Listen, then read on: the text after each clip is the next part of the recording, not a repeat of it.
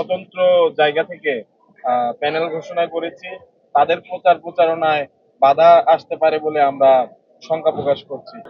আমরা প্রশাসনের যে নিরপেক্ষতার জায়গা সেটি নিয়ে বারবারই প্রশ্ন তুলছি, কেননা দেখা গেছে যে বাংলাদেশের ছাত্র সংগঠনগুলোর মধ্যে বর্তমানে আহ, অন্যতম একটি বড় ছাত্র সংগঠন তাদের প্যানেল চূড়ান্ত করার জন্য আমাদের মনে হয়েছে যে এই ফর্ম উত্তোলনের যে সময় সেটি বর্ধিত করা হয়েছিল, এবং এটি আসলে সবসময় আমাদের জায়গা থেকে একটি কনসার্নের ইস্যু। যদি ডাকসু নির্বাচনের আগেই প্রশাসন কোনো একটি পক্ষকে বিশেষ সুবিধা দেওয়া শুরু করে, তাহলে দিন শেষে সেই পক্ষের প্রতি ইলেকশনের সময় তাদের তাদের বায়াসনেস থাকবে কিনা।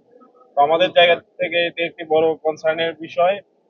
এর বাইরে বর্তমানে যে ছাত্র সংগঠনগুলোর মধ্যে একটি উত্তপ্ত পরিস্থিতি দেখা যাচ্ছে, সেক্ষেত্রে আমরা যারা স্বতন্ত্র জায়গা থেকে প্যানেল ঘোষণা করেছি, তাদের প্রচার প্রচারণায় বাধা আসতে পারে বলে আমরা শঙ্কা প্রকাশ করছি। কেননা আমরা যারা হলে থেকেছি, ঢাকা বিশ্ববিদ্যালয়ের নিয়মিত শিক্ষার্থী, তারা দীর্ঘ সময় ধরে আমরা প্রতিকূলতা ফেস করেছি, এবং এর মূল কারণ ছিল যে ছাত্র সংগঠন তাদের একটি মনস্টার রূপ ধারণ করার জন্য। তো আমরা আমাদের জায়গা থেকে মনে করি যে ছাত্র সংগঠনগুলো যদি আরো বেশি সহনশীল হয়, গণতান্ত্রিক পরিস্থিতি তারা যদি রাখতে চায়, তাহলে অবশ্যই একটি নিরপেক্ষ ডাকসু সম্ভব।